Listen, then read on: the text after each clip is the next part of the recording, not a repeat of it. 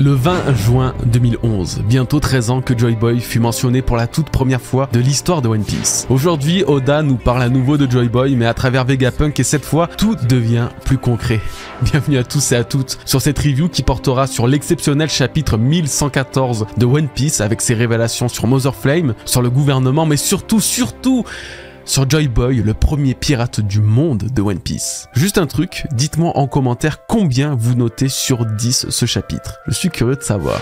Cette review est d'une envergure exceptionnelle car une énorme partie, limite une review à part entière, est dédiée à Joy Boy, à son histoire, son équipage, ses pouvoirs, son aventure, sa vie en fait, jusqu'à sa mort. Je me suis tué à la tâche. Alors sans perdre de temps, je vous invite à lâcher votre petit like pour soutenir la chaîne et abonnez-vous pour rester au courant des futures sorties. C'est une aide non pas précieuse mais cruciale carrément. Merci à tous d'être toujours aussi présents. C'est d'autant plus beau quand on vit un moment pareil tous ensemble, un moment véritablement mythique.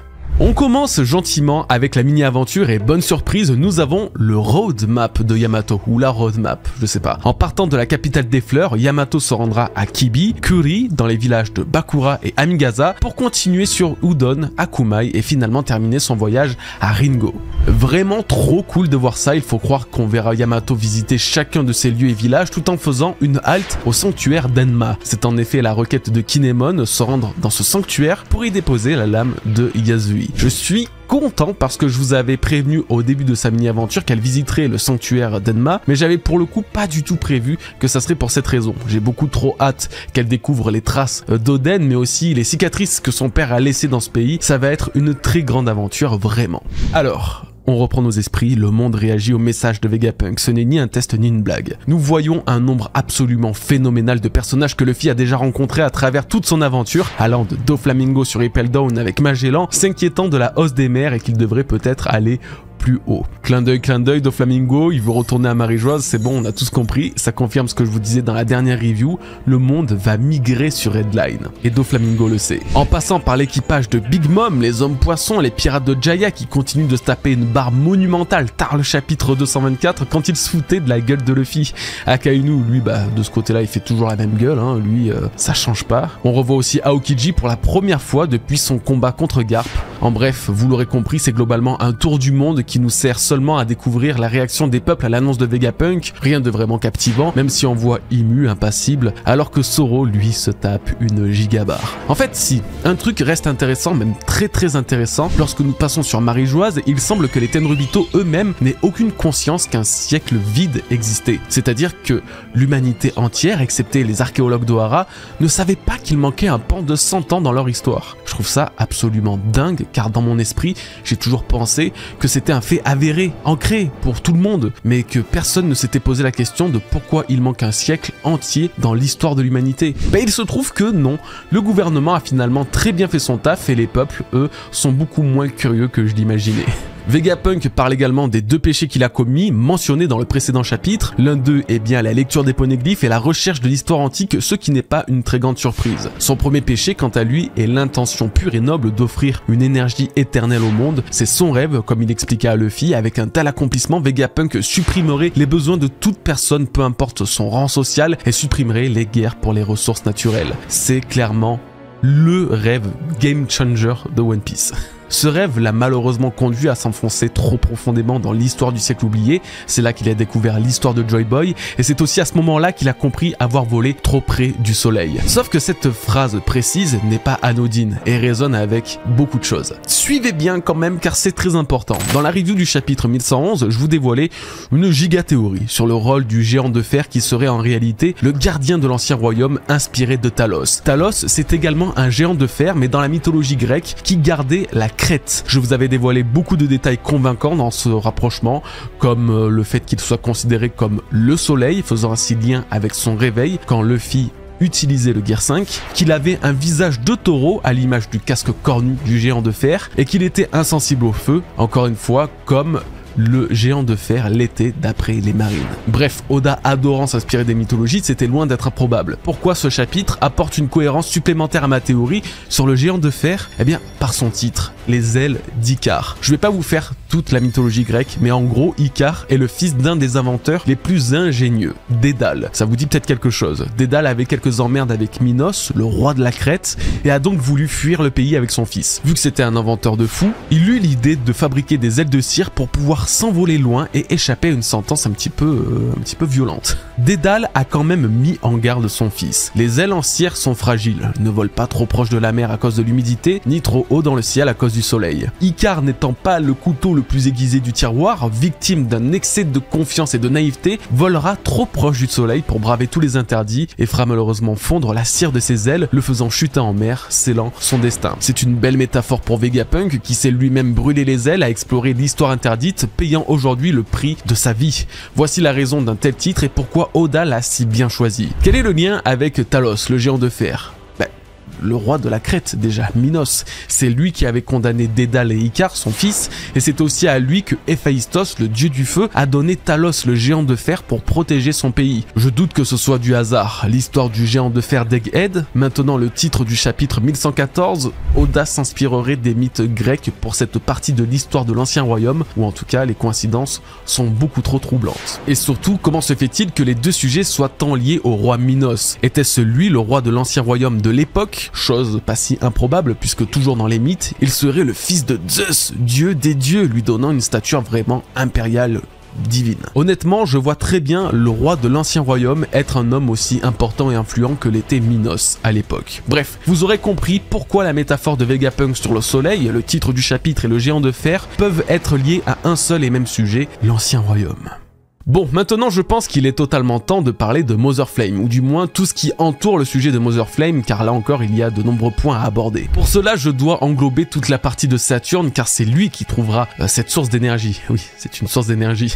Concrètement, il n'a pas cherché à arrêter les Mugiwara ni à les combattre. Heureusement pour eux, car même s'ils se battaient très bien, ils se défendaient vraiment bien, aucune de leurs attaques n'a eu un effet irréversible sur le doyen. Sans grande surprise. Pendant ce temps, Edison commence à mettre son plan en marche, un plan très ingénieux visant à étendre le nuage sur lequel se trouvent les Mugiwara et le Labo Phase afin que le Sunny se trouve au-dessus de la mer et donc qu'il puisse quitter Egghead avec un coup de burst sans risque de retomber sur l'île. Ça me brise le cœur car tous les Vegapunk sont en train de se sacrifier pour permettre aux Mugiwara de s'échapper, c'est horrible.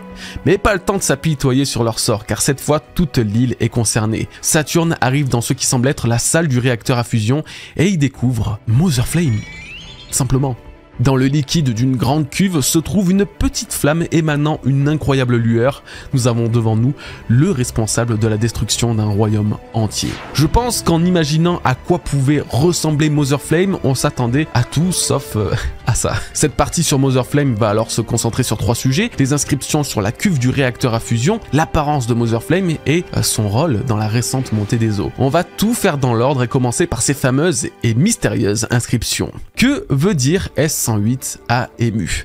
Déjà, le nombre 108 m'a tout de suite sauté aux yeux et je le connaissais plutôt bien puisqu'on le retrouve dans une attaque de Zoro. Vu que j'ai souvent étudié les mythes et religions autour de Zoro, je savais que ce nombre se retrouvait du côté des croyances asiatiques et en effet dans l'hindouisme et le bouddhisme entre autres, très globalement, le 108 représente le tout. C'est la libération, c'est aussi l'éveil, l'illumination, c'est un nombre très fort, un nombre sacré et divin, c'est le One Piece des nombres quoi. On dit également que l'homme a 108 péchés à purifier avant d'atteindre l'éveil. Ce sont des thèmes très proches de l'œuvre d'Eiichiro Oda. Et puis c'est pas tout, et plus on cherche, plus ça devient étrange. Dans le yoga, on effectue les 108 salutations au soleil pour se recentrer sur soi et lui exprimer de la gratitude. Ok, donc là ça commence carrément à toucher l'astre divin qu'incarne Luffy. Et ça continue dans ce thème spatial, puisque ça risque de vous surprendre, mais la distance entre la Terre et le Soleil équivaut à 108 fois le diamètre du Soleil. Oui, il faudrait 108 soleils pour combler la distance Terre-Soleil.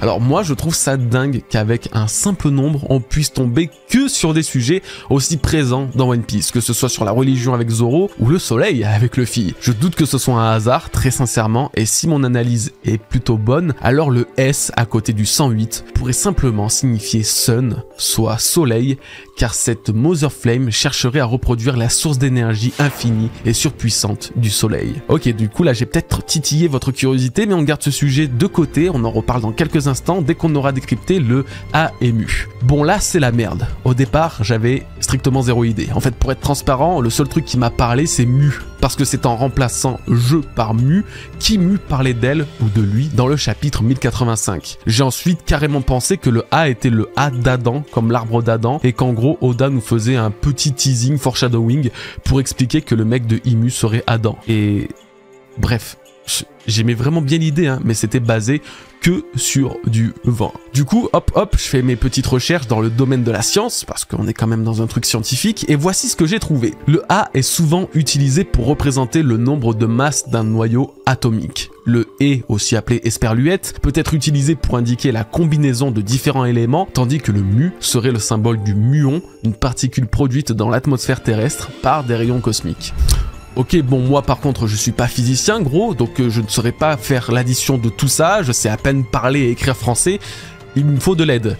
Prenez ça donc avec de big pincettes et attendez la validation des physiciens dans les commentaires, mais cette formule A et mu du coup signifierait plus ou moins simplement la combinaison d'un noyau atomique avec une particule donnant ainsi une réaction nucléaire. Tout ça pour dire qu'il s'agirait bel et bien du réacteur à fusion alors que tout le monde le sait déjà vu que c'était écrit. Bon, on reste pas à l'abri d'une mauvaise interprétation, mais le AMU ne serait finalement que la recette du Mother Flame.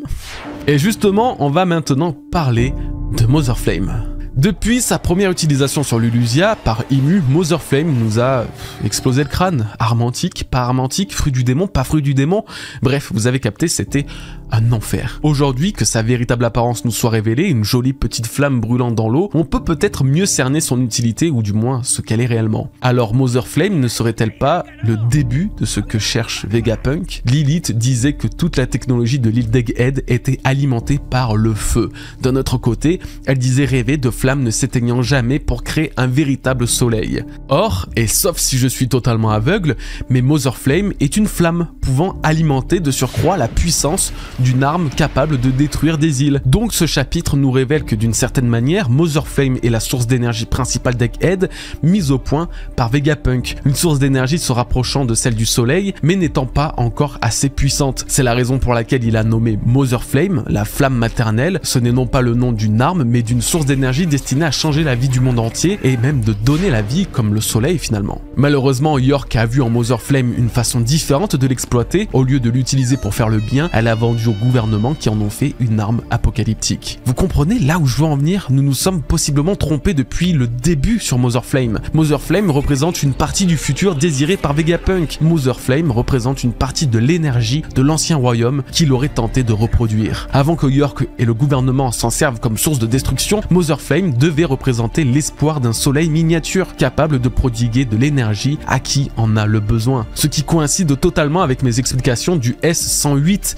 affiché sur la cuve. Le S représente bien Sun car Vegapunk voulait reproduire l'énergie du soleil et a en partie réussi. Et 108 signifie donc le rêve de libération du monde des guerres entre les peuples. Quand Vegapunk dit que le monde entier regorge d'énergie invisible, il a totalement raison. Les muons dont je vous parlais plus tôt représentent des particules présentes partout dans le monde et qui vous frappent en ce moment même tout en étant invisibles. Si Vegapunk pouvait récupérer toutes ces particules et atomes pour les convertir en énergie, plus personne ne serait dans le besoin et les guerres cesseraient immédiatement. Je trouve ça dingue, ce n'est qu'une théorie pour l'instant, mais ça me paraît si logique que je ne comprends pas comment j'ai pu considérer Mother Flame comme un pur objet de destruction alors que pendant tout ce temps, il s'agirait peut-être du salut des peuples. Maintenant reste à savoir comment Imu l'a utilisé pour détruire Lulusia, car nous avons la preuve formelle que Mother Flame est une énergie, pas une arme, ce qui fait absolument toute la différence. Or, les habitants de Lulusia ont constaté l'apparition d'une ombre au-dessus de leur île, à une masse ressemblant à un engin. Alors, écoutez-moi bien, Imu aurait utilisé Mother Flame comme énergie pour alimenter une machine de l'ancien royaume qui était très avancée technologiquement. Le Gorosei, Imu, bref, tout le gouvernement n'ayant pas la science et la technologie suffisante pour recréer une source d'énergie pareille, ils ont attendu que Vegapunk fouille dans l'histoire, découvre la force motrice de l'ancien royaume, qu'il tente de la répliquer pour donner naissance à Mother Flame. Par la suite, Mother Flame sera utilisée d'une mauvaise manière pour faire le mal en détruisant un royaume à travers une machine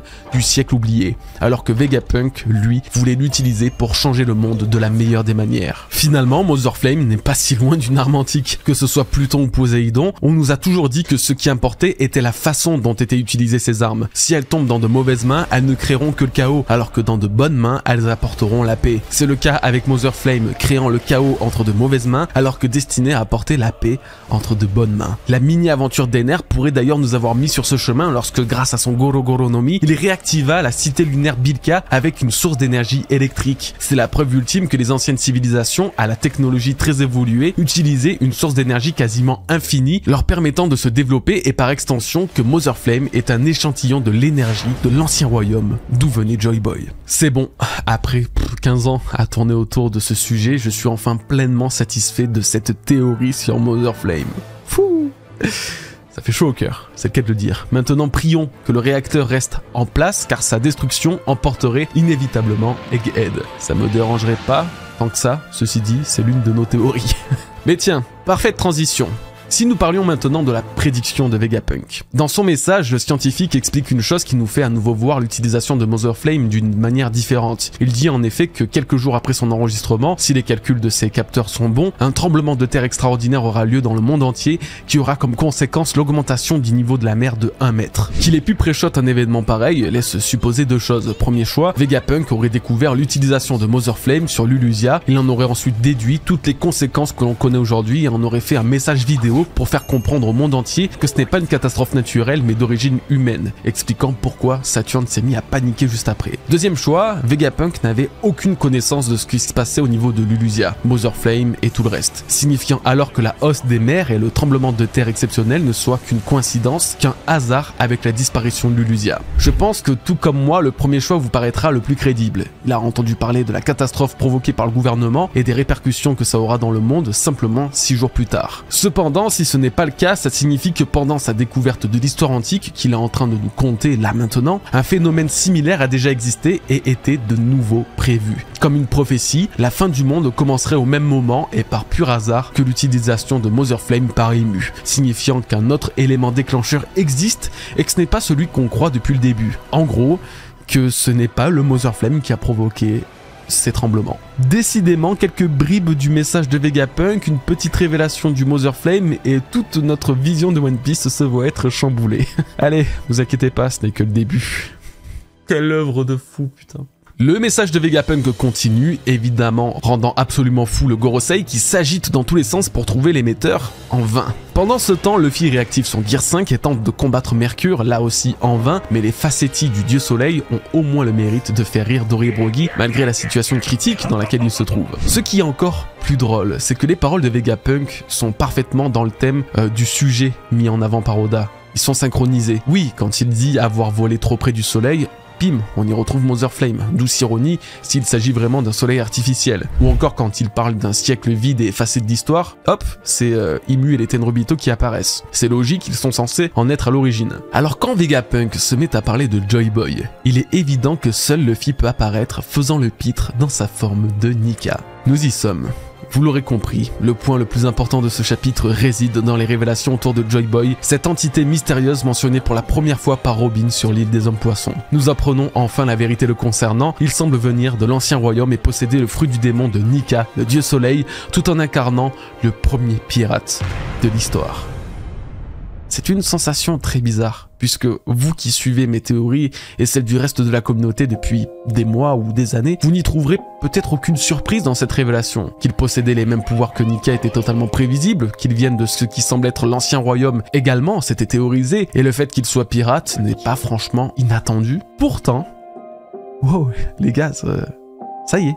On est assez avancé dans One Piece, assez proche de la fin, pour qu'une partie de l'histoire de Joy Boy nous soit révélée. Rendez-vous compte, on aura appris où Joy Boy est né avant même d'apprendre où Luffy lui-même a vu le jour. C'est à se péter le crâne. Mais c'est énorme, c'est exceptionnel même. Impossible de résister à la hype, car même si tout n'est pas une surprise, la confirmation de nos soupçons permet désormais de voir One Piece d'une façon totalement différente. C'est pourquoi je vais tâcher de vous expliquer toute l'histoire de Joy Boy. Pourquoi il est devenu pirate, ses compagnons, ses adversaires, son fruit du démon, l'ancien royaume. Tout, vous m'entendez ? Si vous n'avez pas encore liké cette vidéo, c'est le moment de le faire car la partie qui va suivre va aspirer toute votre attention. De son enfance à son aventure de pirate jusqu'à sa mort, la vie de Joy Boy, c'est maintenant.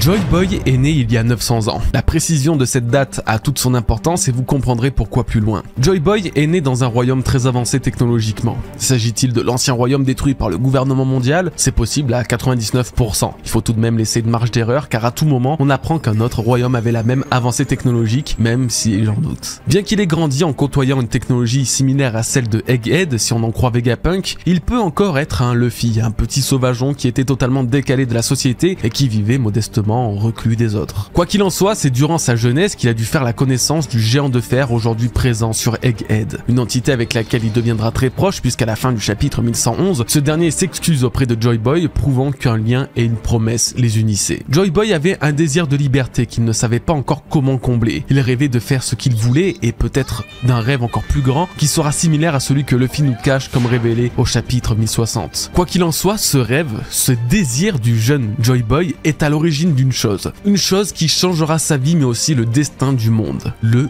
Gomu Gomu no Mi. Sa véritable identité est le Ito Ito no Mi modèle Nika, le Zoan mythique du dieu soleil du même nom. Vegapunk a révélé dans son message que Joy Boy se battait comme cette divinité d'Elbaf. Cette annonce nous fait alors comprendre que, comme je vous l'ai expliqué à plusieurs reprises dans mes théories concernant Joy Boy et Nika, Joy Boy s'est inspiré de Nika et que le dieu du soleil était lui encore plus ancien et antique. Plus précisément, Nika viendrait à l'origine d'une histoire, d'un conte populaire de certaines tribus, celle d'Elbaf en l'occurrence, mais ça, on en reparlera plus tard. Comme les histoires de Bragmen, le conte de Mont Blanc-Norland ou les aventures du Djarma Double Six, l'épopée du dieu soleil Nika était une histoire connue par tous à l'époque, et captivé par les pouvoirs de ce guerrier libérateur, Joy Boy voulut devenir comme lui. C'est comme ça que le Gomu Gomu no Mi est né. Les fruits du démon sont la concrétisation d'un désir d'évolution. Ils permettent à celui qui les a mangés de vivre dans une dimension imaginée par l'esprit humain. C'est la théorie de Vegapunk sur la création et l'existence des fruits du démon, et c'est de cette façon que serait né le Gomu Gomu no Mi. Tout comme Bonnie, qui par exemple voulait prendre l'apparence de Nika ou d'un géant grâce à ses pouvoirs d'imagination, Joy Boy lui voulait littéralement devenir Nika. Ce désir d'évolution mais aussi de liberté le mena à créer, d'une façon ou d'une autre, le fruit que Luffy possède aujourd'hui. Joy Boy n'est pas Nika, Joy Boy est devenu Nika, tout comme Luffy. La différence est que Joy Boy est le premier créateur de ce fruit du démon, le fruit du démon de ses désirs de liberté et d'aventure. Alors très bien, maintenant que nous avons l'origine de ses pouvoirs et de son rêve, qui était vraiment Joy Boy, enfant, dans l'ancien royaume? Toutes les hypothèses sont permises. Il peut très bien être le fils d'un roi, comme le fils d'un simple habitant. C'est l'aspect de l'histoire de Joy Boy la plus vague à l'heure qu'il est. Et pour l'instant, nous avions besoin de savoir pourquoi Joy Boy est devenu pirate. C'est en partie chose faite, mais nous allons rentrer dans le vif de ce sujet dès maintenant. C'est Vegapunk qui nous fait cette révélation. Joy Boy est le premier homme à prendre la mer. Il est par conséquent le premier pirate de l'histoire. Et là, je ne sais pas par quoi commencer tant il y a de choses à dire. Alors si je vous disais que Joy Boy était un boucanier et que ce chapitre pourrait nous le confirmer. Rappelez-vous dans la review du chapitre 1095, après avoir découvert que Kuma faisait partie de cette fameuse race très spéciale liée au culte de Nika, je vous avais théorisé comme quoi le Joy Boy, si mystérieux du siècle oublié, serait lui aussi un boucanier. L'un des principaux indices serait sa taille. En effet, si le chapeau géant de Marie-Joise est véritablement celui de Joy Boy, pour garder toujours ce parallèle avec le Joy Boy d'aujourd'hui, Luffy donc, alors celui d'il y a 800 ou 900 ans devait être sacrément grand. Les boucaniers ayant du sang de géant en eux et donc une taille bien supérieure à la normale, tout en adorant Nika le dieu soleil, il était plutôt simple d'imaginer que Joy Boy faisait aussi partie de ce clan. Ok, mais je suis passé à côté d'un indice, un gros indice qui se révèle terriblement aujourd'hui. En effet, je vous avais expliqué qu'Oda n'avait à proprement parler aucune raison de nommer une race dans One Piece en boucanier, si ce n'est pour faire référence aux pirates, chasseurs et aventuriers des Caraïbes, qui sont nommés les boucaniers du coup. Car oui, les boucaniers étaient des pirates. Que l'on apprenne aujourd'hui que Joy Boy est le premier des pirates alors que je le suspectais d'être un membre de cette tribu ne fait que conforter ma théorie. De plus, les boucaniers sont connus pour avoir décidé de fuir le monde, de fuir la société, afin d'adopter un mode de vie plus libre, plus naturel. Et c'est exactement ce qu'a fait Joy Boy, et ça, ce n'est pas une théorie. En effet, la précision que Joy Boy soit le premier pirate est très importante, et change même tout ce qu'on imagine du siècle oublié. Qu'il soit boucanier est donc une chose, mais qu'il devienne pirate en est une autre, car il a décidé de se rebeller contre le système. Les pirates dans One Piece sont à la recherche de quoi? Gloire, fortune et pouvoir. Or, Luffy, lui, est à la recherche de liberté. Joy Boy était exactement le même que Luffy, le même que Oden. Il vivait trop à l'étroit et avait le besoin de voyager, le besoin d'aventure, le besoin de découvrir le monde qui s'étendait à l'horizon. Mais ce n'est pas tout, et c'est là que vous allez comprendre comment cette confirmation de Joy Boy premier pirate change tout. Le premier pirate date d'il y a 900 ans, c'est-à-dire que la fin de la liberté commence aussi à ce moment-là. Les pirates sont contre le système, contre la loi, contre l'ordre. Que Joy Boy soit considéré comme un pirate alors qu'il n'était qu'à la recherche de liberté prouve que cette même liberté était proscrite il y a 900 ans. Le monde dans lequel il grandissait l'opprimait. Si Vegapunk dit vrai, il vient juste de nous confirmer que le monde est véritablement tombé dans un chaos, privant les peuples de liberté au moment même où Joy Boy est né il y a 900 ans. Ah, exactement au début du siècle oublié, ça tombe bien. Cela signifie purement et simplement que Joy Boy ne vivait pas dans un monde idéal, au contraire. C'était un monde qui considérait quelqu'un en besoin de liberté comme un hors-la-loi, comme un pirate. Comme Luffy qui actuellement est considéré comme un hors-la-loi, comme un truand, un bandit, alors que finalement il ne cherche que de la liberté, il ne fait de mal à personne et au contraire cherche à aider les gens. Joy Boy était pareil. Les idéaux de l'ancien royaume et même ceux des 20 autres royaumes qui l'ont détruit n'étaient peut-être pas si bons que ça. Joy Boy a voulu changer son monde. Le gouvernement d'aujourd'hui a-t-il voulu effacer 100 années d'histoire du monde ou 100 années d'histoire de Joy Boy, le premier roi des pirates, le plus riche, le plus puissant et le plus libre des aventuriers des mers? Eh bien écoutez, tant pis si le gouvernement ne veut rien nous dire, moi je vais tenter de retracer une partie de l'histoire du grand Joy Boy avec le peu d'indices qu'on a, son équipage, ses alliés, ses adversaires, ses voyages et son trésor. Voyons ça maintenant. Comme tout bon pirate qui se respecte, Joy Boy devait avoir un équipage. Et comme je vous l'ai dit, je pense qu'on ne prendra pas trop de risques à imaginer que le Joy Boy d'avant ait eu la même vie que le Joy Boy de maintenant, donc Luffy. Ainsi, l'équipage de l'ancien Joy Boy devait en quelque sorte ressembler à celui de Luffy, avec un épéiste, un musicien, un cuistot, etc. Cette partie sera un peu spéciale car nous allons en faire une vraie grosse vidéo théorie avec Nina sur sa chaîne la semaine prochaine, donc allez vous y abonner, ça va être du très lourd. Cependant, et par pure conscience professionnelle, je vais quand même survoler le sujet dans cette review, histoire de vous mettre l'eau à la bouche. Alors en termes d'équipage pur, Joy Boy avait besoin de combattants, d'un charpentier, d'un cuisinier, d'un médecin, ainsi que d'un navigateur au minimum. En tant que combattant, il aurait fait la rencontre d'un des ancêtres de Momonosuke et de Oden, un prince Kozuki. En effet, les Kozuki semblent avoir une histoire très liée à Joy Boy, déjà car ils sont les seuls à pouvoir écrire sur les poneglyphes, ce langage antique que ce même Joy Boy aurait utilisé comme lettre d'excuse auprès de la princesse sirène de l'époque. Ensuite, le descendant de ce clan antique, Oden, disait vouloir aider Joy Boy lors de son arrivée sur Wano Kuni dans le futur en ouvrant les frontières du pays, prouvant que les Kozuki et Joy Boy ont un destin commun. Et encore plus si on considère qu'aujourd'hui Luffy et Momonosuke sont comme des frères. Bref, Joy Boy aurait donc convaincu le prince Kozuki de l'époque de partir à l'aventure avec lui, devenant ainsi son premier matelot épéiste. Ah, pas de Ryuma? Eh bien non, car si on en croit le One Piece Magazine volume 6, Ryuma vivait sur Wano Kuni il y a environ 400 ans. Alors oui, on peut totalement remettre en cause l'authenticité de cet article, de ce magazine, même s'il se doit d'être contrôlé et corrigé par les éditeurs, surtout avec une info aussi importante. Cependant, deux autres arguments laissent suggérer que Ryuma n'est pas du siècle oublié. Et justement vient d'il y a à peu près 400 ans. Le premier, la tombe de Ryuma était sur Ringo avec son sabre. Il est mort et enterré ici. Or, il y a 800 ans, Wano a fermé ses frontières et l'ancien pays qui existait fut englouti par les eaux. Soit les habitants de Wano Kuni ont systématiquement déterré Ryuma pour le réenterrer à la surface, soit Ryuma est simplement mort il y a moins de 800 ans, bien après le siècle oublié, dans le nouveau Wano à la surface. Deuxième argument, Gyokimaru nous a dit que Ryuma était le protecteur de Wano Kuni et qu'il défendait le pays doré des envahisseurs pirates.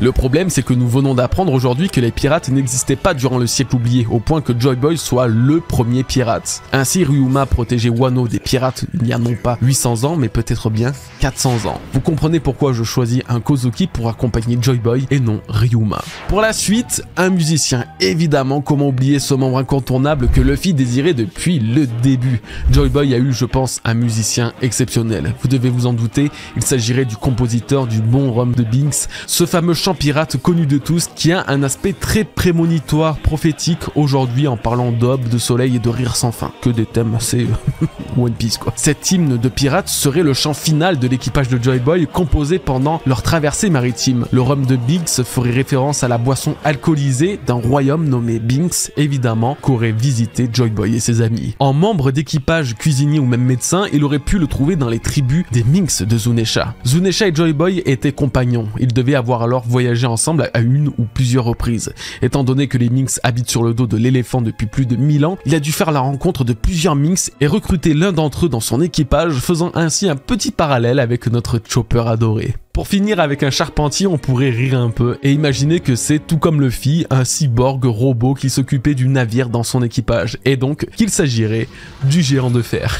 Mais il pourrait aussi s'agir d'un homme poisson comme Tom et son frère qui sont deux charpentiers incroyables à la force colossale. Globalement, je rentre pas trop dans les détails comme je vous l'ai dit, on le fera dans quelques jours sur la chaîne de Nina dans une vidéo qui sera dédiée à l'équipage de Joy Boy. Pas de panique, un autre sujet assez proche de l'équipage doit aussi être abordé et c'est celui des alliés finalement. Tout comme Luffy, Joy Boy en prenant la mer a découvert des pays, des nations, des tribus et des alliés qui ne rejoindront peut-être pas l'équipage mais qui lui seront fidèles par la suite. Lily ouvre le bal avec le royaume d'Alabasta. Je n'ai strictement aucun doute du lien que pouvait avoir Lily avec Joy Boy. Déjà car nous avons là encore le parallèle entre Luffy et Vivi, considérée comme une Mugiwara, mais aussi car Lily était très spéciale. Bien qu'elle ait fait partie de la coalition des 20 royaumes contre l'ancien royaume et qu'on puisse la considérer sur le papier comme une méchante, ce n'est pas du tout le cas. Elle a protégé un poneglyphe révélant la véritable histoire, en particulier celle de Pluton, et s'est opposée au gouvernement et donc à Imu, aidant justement à éparpiller les poneglyphes aux 4 coins du monde. De plus, elle avait un certain intérêt pour le soleil, donc Nika et Joy Boy, en écrivant dans une lettre à ses descendants qu'ils doivent lever l'étendard de l'aube sur le monde. Donc oui, aucun doute sur le fait qu'elle et Joy Boy étaient amies. N'oublions pas qu'elle avait un petit frère, ce qui pourrait là aussi avoir une importance dans l'histoire de Joy Boy. Ennemi, allié, neutre, pas de théorie à ce sujet pour l'instant, désolé.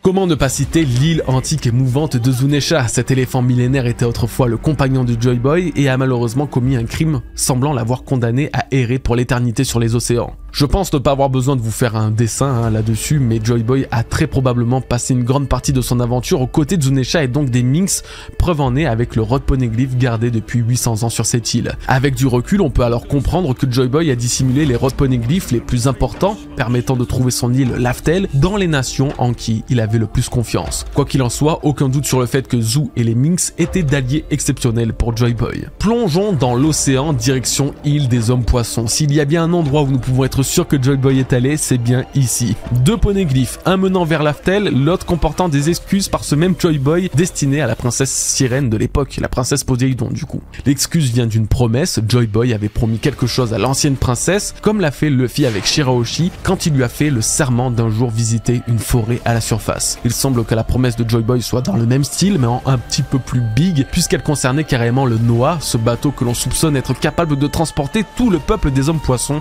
à la surface. Un lien fort unissait Joy Boy à ce peuple, c'est évident, et Oda ne l'a très clairement pas introduit sur cette île par hasard. Du fin fond des océans au sommet du monde, Joy Boy se serait rendu sur Red Line, à l'endroit où se trouve aujourd'hui Marie-Joise. Pour rencontrer les Tenryubito? Non, bien sûr que non, il n'existait pas à ce moment-là. Barbe Blanche expliquait qu'il y a très longtemps, à la place de Marie-Joise, se trouvait la tribu des Lunarians. En tout cas, tout nous prête à le penser. Maintenant, souvenez-vous de King, il disait voir en Kaido le fameux Joy Boy qui changera le monde. Si Joy Boy est connu dans sa culture, c'est que pendant le siècle oublié, Joy Boy avait rencontré des Lunarians, les avait aidés et avait prophétisé son retour 8 siècles plus tard. Peut-être en avait-il un dans son équipage, c'est loin d'être impossible, un Lunarian qui suit un boucanier, c'est juste de la fantaisie, mais à l'imaginer, je trouve l'équipage de Joy Boy vraiment très beau. Alors ok pour les Lunarians et les boucaniers du coup, mais qu'en est-il des autres peuples attendant la venue de Nika? Car jusqu'à preuve du contraire et en plus des boucaniers, 2 autres tribus connaissaient bien le dieu soleil, les Chandia et les Géants d'Elbaf. Pour les Chandia, eh bien c'est vraiment la tribu liée au dieu du soleil. Déjà car elle est la première à l'avoir mentionné dans toute l'histoire et parce que la danse de Luffy autour du feu, la danse des tambours à la fin, tout faisait penser à Nika le dieu soleil et ses tambours de la libération. Depuis la révélation de Nika, j'étais convaincu qu'il tirait ses origines du peuple de Chandora. Il est donc clair que Joy Boy leur a rendu visite car eux-mêmes possèdent un poneglyphe important annonçant la position de Poséidon en plus de tous leurs rituels. Pourtant, Vegapunk déclare dans son message que Nika est un dieu d'Elbaf, ou du moins qu'il est des contes d'Elbaf. Là encore, c'est une surprise, car bien que le soleil soit relié à cette nation antique et que récemment les géants ont reconnu en Luffy leur dieu sacré, Vegapunk sous-entendait bel et bien que le Nika originel vient d'Elbaf, ou du moins, comme je l'ai dit, vient des mythes d'Elbaf. Il est évident que tout comme Shandora, Joy Boy a visité Elbaf. Cependant, on parle là d'une vraie origine comme si Nika était né parmi les géants. Alors soit c'est totalement le cas, et c'est un gros mindfuck puisque je pensais vraiment que Nika venait des tribus célestes, mais d'un côté ça justifierait bien pourquoi Luffy se transforme autant en géant lorsqu'il utilise le Gear 5, soit, et là c'est théorique, mais Vegapunk dit que Nika vient d'Elbaf pour que ça parle aux citoyens. Bah oui, les géants sont connus et très populaires dans le monde de One Piece au point où ils sont carrément dans la marine. Alors que les Shandia ou les boucaniers, eux, qui vouent un culte vénère au dieu soleil, ne sont aucunement connus dans le monde de One Piece. Mon gars, les Shandia vivent entre deux nuages 10 km au-dessus du niveau de la mer, quand les boucaniers, eux, ne se comptent plus que sur les doigts sur le doigt d'une seule main en fait. Si Vegapunk doit prendre un exemple pour expliquer quelque chose d'aussi important au monde entier, mieux vaut prendre un exemple que le maximum de gens connaissent. En l'occurrence, les géants sont plus connus que ne le sont les Shandia ou les boucaniers. Donc peut-être que Nika tire bien son origine d'Elbaf, aucun problème, mais peut-être que Nika n'est qu'un dieu en lequel les géants croyaient, comme beaucoup d'autres tribus, d'où le dieu Nika venant des fables d'Elbaf. Quoi qu'il en soit, et pour revenir à Joy Boy, il est évident qu'il a fait un tour dans la contrée des géants, et si nous allons bel et bien sur Elbaf prochainement, il se peut que des guerriers aussi vieux que Jarl et Yorul, âgés de plus ou moins 400 ans, nous parlent de Joy Boy. Non pas car ils l'ont connu personnellement, mais plutôt car c'était un allié de leurs parents ou de leurs grands-parents. Bah oui, peu de génération de géants sépare ceux encore vivants d'aujourd'hui et ceux vivants il y a 800 ans, car comme je vous l'ai dit, les géants ont une espérance de vie de plusieurs centaines d'années. Voilà, mes excuses, ce passage était peut-être un petit peu long, mais j'en ai profité pour aborder le sujet Nika Elbaf. Dites-moi en commentaire si vous pensez ou non que Nika vient réellement de la contrée des géants. Et en dernier allié, si nous avions Toki ou peut-être ses parents, peu importe, un membre de la famille Amatsuki. Elle, qui vient du siècle oublié et qui a voyagé 800 ans pour retrouver Joy Boy, ne s'est jamais rendue sur Wano Kuni avant de rencontrer Oden. Ce qui veut dire que le clan Amatsuki, celui dont elle vient, vivait à l'étranger lors de la naissance de Toki. Ses parents devaient donc connaître Joy Boy et l'ont missionné de le rencontrer à nouveau pendant le jour où le monde sera retourné. Raison pour laquelle Oden dira à Toki de voyager encore 20 ans dans le futur. Ça fait déjà une bonne petite liste d'alliés, non? Et encore, nous sommes limités par le temps, sinon on pourrait se refaire tout One Piece comme ça. Nous avons vu son équipage, nous avons vu ses alliés. Manque désormais quelque chose d'important dans la vie d'un protagoniste, pirate surtout, des ennemis. Qui auraient pu être les adversaires de Joy Boy et son équipage? Il y en a forcément eu, qu'ils soient devenus eux-mêmes pirates, en même temps que Joy Boy ou non. Voici donc à nouveau une liste de noms antiques de One Piece qui auraient pu l'être.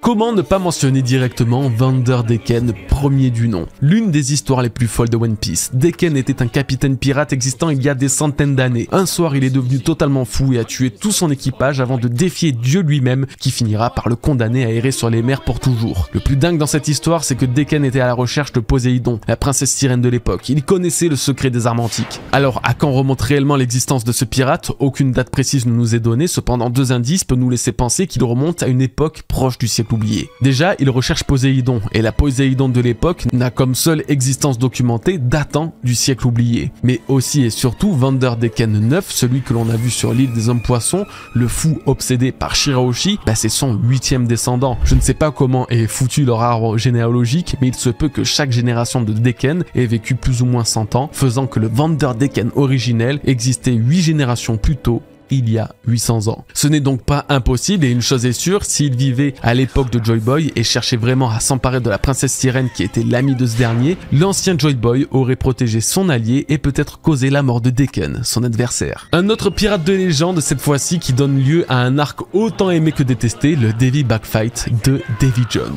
On sait encore moins de choses sur lui, même son époque n'est pas mentionnée, mais vu l'héritage qu'il a laissé au monde et sa réputation de vrai pirate, j'aime penser qu'il fait partie des premiers hommes à prendre la mer, soit en étant inspiré par Joy Boy, soit en voulant le défier. Pour rappel, Davy Jones était très cruel mais surtout cupide, et tout comme Vanderdecken, il a été condamné à vivre sous les profondeurs des océans jusqu'à la fin de sa vie. Serait-ce notre cher Joy Boy qui a condamné ces deux pirates après les avoir vaincus? Qui sait? Ok, nous arrivons à une partie un peu plus épique et scénaristiquement correcte des adversaires de Joy Boy avec un Marshall. On est d'accord pour dire qu'à l'époque de Joy Boy, les dits devaient être courants. En tout cas, Joy Boy devait en être un, et peut-être que l'ancien royaume dans lequel il a grandi était aussi composé de plusieurs dits. Quoi qu'il en soit, et toujours dans une idée de créer un parallèle avec Luffy, si Joy Boy avait eu à affronter un membre de la famille Marshall D, les ancêtres de Teach. J'ai toujours pensé que les Marshall avaient eu une incidence sur la chute de l'ancien royaume, peut-être en voulant trahir le clan des dits ou que sais-je encore. Joy Boy aurait donc dû affronter un des ancêtres de Teach. Si ça paraît tiré par les cheveux, alors il reste un personnage sur lequel personne n'aura de doute, en tout cas je pense, et c'est Imu. Imu vient de l'époque du siècle oublié, d'après les informations dont on dispose. Il ou elle aurait subi l'opération de jouvence pour profiter d'une jeunesse éternelle. De ce qu'Imu semble nous dire, elle voue une haine viscérale aux dits et même à l'histoire de Joy Boy en considérant les poneglyphes comme des stèles de pierre maudites. Pas seulement, le Gorosei cherchait à tout prix à éviter le retour de Nika et ont tenté de s'emparer du Gomu Gomu no Mi pendant 800 ans, exactement la période à laquelle Joy Boy est mort. Donc il n'y a que très peu de doute sur le fait que oui, Imu devait être le ou la plus grande adversaire de Joy Boy, l'ennemi qui aura réussi à le faire disparaître et à l'effacer de l'histoire. Ah, quel kiff de pouvoir vous offrir un tel dossier complet sur Joy Boy dans une review. J'espère que ça vous plaît les bros, car nous en avons fini avec sa vie de pirate. Enfin, plus ou moins. Car la dernière étape est la fin de Joy Boy. Après avoir pris la mer, écumé les océans, fait le tour du monde et rencontré toutes les races, tribus, nations possibles, Joy Boy avait tout accumulé. Gloire, fortune, pouvoir, mais surtout liberté. C'est ce que nous allons voir dans cette ultime partie. Qu'avait Joy Boy à sa mort? Si on parle en termes de pouvoir, de puissance, alors Joy Boy devait être au sommet de la chaîne alimentaire. Pour avoir un tel impact dans le monde 800 ans plus tard, son Haki des rois ne devait pouvoir être égalé par absolument personne et il pouvait l'utiliser d'une manière que l'on pourrait peut-être même pas encore imaginer. Il avait aussi un don de clairvoyance, lui ou un de ses Nakama en tout cas. Il a prophétisé son retour dans son message final laissé sur l'Aftel et lu par Roger. Un pouvoir capable de lire le futur, peut-être conféré par un Haki l'observation d'une envergure exceptionnelle, lui aurait alors permis une telle prouesse. En parlant de Haki de l'observation, Joy Boy avait la voix de toute chose. En tout cas, ça expliquerait comment il a pu communiquer avec Zunesha, mais aussi avec les rois des mers qui semblent attendre sa venue depuis de longs siècles maintenant. S'il y a bien un domaine dans lequel Joy Boy était inégalable, c'était dans l'utilisation de son fruit du démon. S'il possédait le Ito Ito no Mi modèle Nika, alors il lui a fallu éveiller ses pouvoirs pour revêtir la forme du dieu soleil, exactement comme l'a fait Luffy. Son cœur faisant résonner les tambours de la liberté, Joy Boy devait avoir totalement conquis le stade de l'éveil de son fruit, comme le laisse sous-entendre la réaction de Zunesha après avoir senti l'éveil de Luffy en Nika. Par la suite, et que l'on considère ça comme un pouvoir ou non, Joy Boy représente un peu le principe d'une arme antique finalement. Son nom est aujourd'hui hérité par Luffy, tel un titre, après 800 ans d'attente. On n'est pas si loin de l'histoire de Poséidon, dont le pouvoir s'est éveillé chez la princesse Sirène, 800 ans après celle du siècle oublié. Aujourd'hui, Luffy suit un destin semblable au tout premier roi des pirates en devenant peut-être à son tour le dernier roi des pirates de l'histoire de One Piece. Joy Boy a ouvert une boucle que Luffy refermera. Ils sont deux faces d'une même pièce. C'est avec tous ses pouvoirs, toute cette puissance que Joy Boy a accumulé au fil de ses longues années de voyage en mer, le trésor ultime rêvé par tous les pirates, le trésor à l'origine de tout, le One Piece. Maintenant que nous avons la confirmation que Joy Boy est un pirate et que Joy Boy a laissé un trésor comme Roger l'a constaté en lisant son histoire sur l'Aftel, n'est-ce pas suffisant pour dire que le trésor de Joy Boy, le trésor du One Piece, est véritablement toutes les richesses accumulées par le premier pirate de l'histoire? Un trésor composé de tous les objets de valeur de chaque tribu, de chaque peuple, de chaque royaume et nation qu'il a visité, aidé, sauvé ou avec qui il est devenu allié. Telle une sorte de capsule temporelle, le One Piece serait bien d'une valeur inestimable, pas seulement sur le plan monétaire mais aussi sur le plan historique. On y trouverait des pierres précieuses comme des livres anciens, des créations datant de plusieurs siècles ou même des couronnes des premiers rois du monde. Le trésor de Joy Boy serait toutes les formes de trésors que le monde peut offrir, car c'est tout ce qu'aurait accumulé le premier pirate des mers. Son trésor cependant n'est pas seulement le One Piece, il existe un autre trésor dont on ne parle finalement que très peu, alors qu'il est sûrement le plus important de tous, son message. Le message qu'il a laissé au monde, c'est aussi un message qu'il s'est laissé à lui-même, au futur Joy Boy. Les poneglyphes et le soin qu'il a apporté à y inscrire toute l'histoire du siècle oublié est une preuve évidente qu'il a tout fait pour aider et guider le prochain élu à sauver le monde. Sans la prévoyance du Joy Boy du passé, sans sa minutie et son bon sens, l'histoire du siècle oublié aurait été perdue à jamais. Le Rio Poneglyph, c'est peut-être lui, son trésor le plus important, son héritage ultime qui permettra au reste du monde 800 ans plus tard de comprendre leur propre histoire. C'était ça la vie de Joy Boy, des rires aux larmes, de la gloire à la liberté, de la mort à la résurrection. Très clairement, la vidéo pourrait s'arrêter ici, mais je ne veux pas vous oublier. Alors avant de se quitter, il est l'heure de répondre à vos questions dans ce courrier de Goji du chapitre 1114. Si vous voulez me poser une question sur le futur chapitre, rendez-vous dans l'espace commentaire et posez-la en répondant à mon commentaire épinglé. Merci à tous, vous êtes des boss, ne l'oubliez jamais. Salut, merci pour tes vidéos, c'est mon rituel du lundi matin en allant au boulot.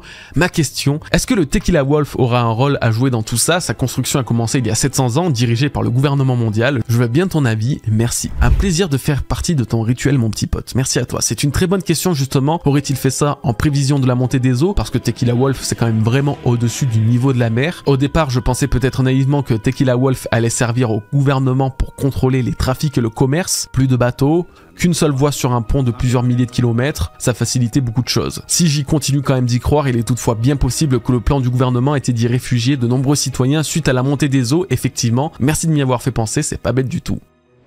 Yo Goji, on parle beaucoup de ce qu'impliquera le fait que le monde soit englouti, mais juste une question, d'où vient cette eau? Au passage, bien joué, tu fais du super boulot. Merci beaucoup mon bro. Eh bien, je suis pas géologue du tout, je risque de dire des conneries, mais peut-être que l'élévation du sol et le mouvement des plaques tectoniques pourraient en être la cause. Sinon, je pense que si on reste sur un principe totalement calqué au déluge, le vrai déluge biblique, la pluie, tout simplement. Tout comme Wano qui s'est rempli d'eau de pluie après avoir fermé ses frontières, le monde va subir un véritable déluge, comme le déluge biblique du coup effectivement, pendant plusieurs jours, faisant grimper le niveau de l'eau. Ce déluge pourrait être causé naturellement ou par un fou du démon, voire une arme antique comme Uranus, censé contrôler ou impacter le climat. Donc oui, sortez vos parapluies, il va pleuvoir dans One Piece.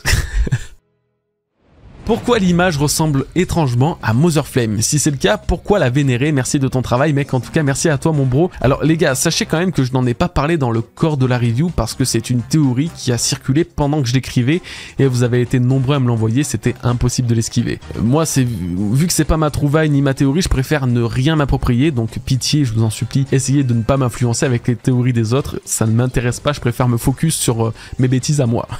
Bon, du coup pour cette image, ça reste intriguant, mais je n'ai pas l'impression que c'était vraiment Mother Flame. En gros, la sphère ronde est censée être la lune, on est d'accord. Les trois dieux qui partent vont normalement en direction de la Terre, donc ils sont actuellement dans le vide, dans l'espace. Voilà. Ce qu'on voit au loin en arrière-plan de la dite lune serait simplement le soleil. Et si ça ressemble tant à la flamme de Mother Flame, c'est simplement comme je l'ai théorisé dans cette review, car Mother Flame est un soleil miniature alimentant Egghead. Ce qu'on voit sur la fresque d'Ener, c'est le vrai soleil et la source d'énergie illimitée. Voilà, j'espère avoir un peu répondu à cette question du coup. Merci à toi mon bro. Mais Joy Boy et Nika, ils étaient pas censés être la même personne parce que je comprends plus là.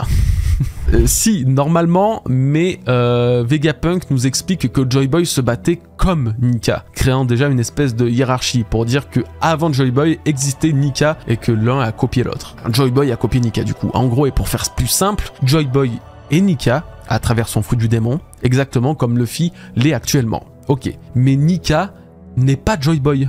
Le Nika originel d'Elbaf, des boucaniers et j'en passe, était un dieu à part. Normalement j'ai tout expliqué dans la review donc ça doit être plus clair pour vous, mais beaucoup n'ont pas l'air d'avoir compris le lien entre Nika. Ce chapitre semble vraiment confirmer l'idée que Joy Boy et Nika sont deux entités distinctes, mais que Nika est bien plus vieux et antique que Joy Boy. C'est compliqué, ça prend la tête. On en parlera en live.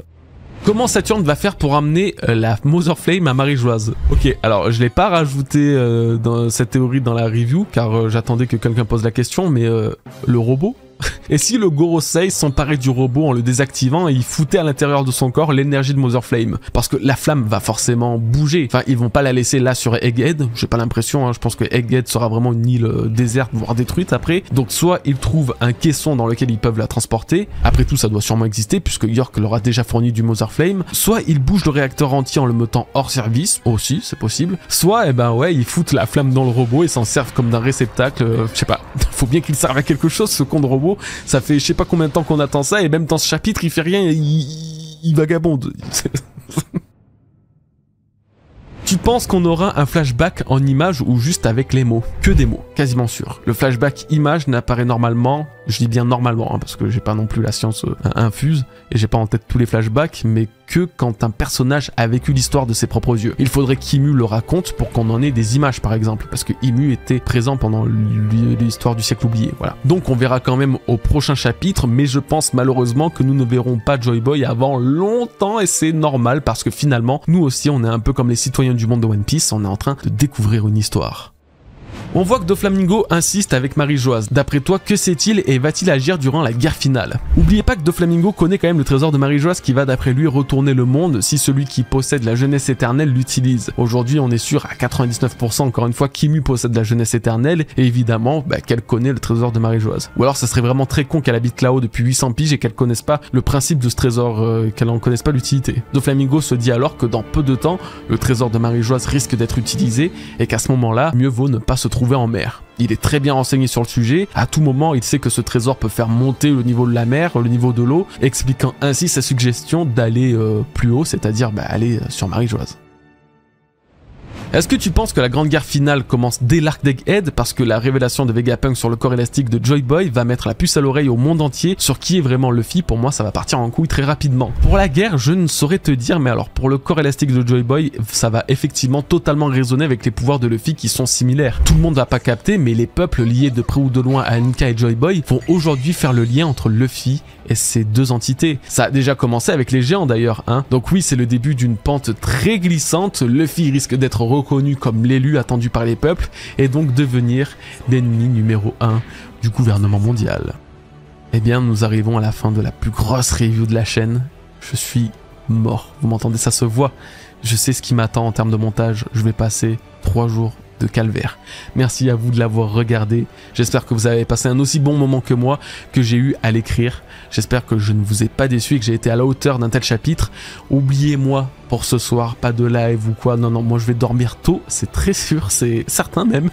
Par contre, je vais tout faire pour streamer demain soir vers 19h-20h. Donc rendez-vous sur Twitch et allez vous abonner à la chaîne de Nina pour la prochaine vidéo sur l'équipage de Joy Boy. Passez une bonne journée ou une bonne soirée en attendant. Prenez bien soin de vous et de vos proches. Peace les bros et vive One Piece.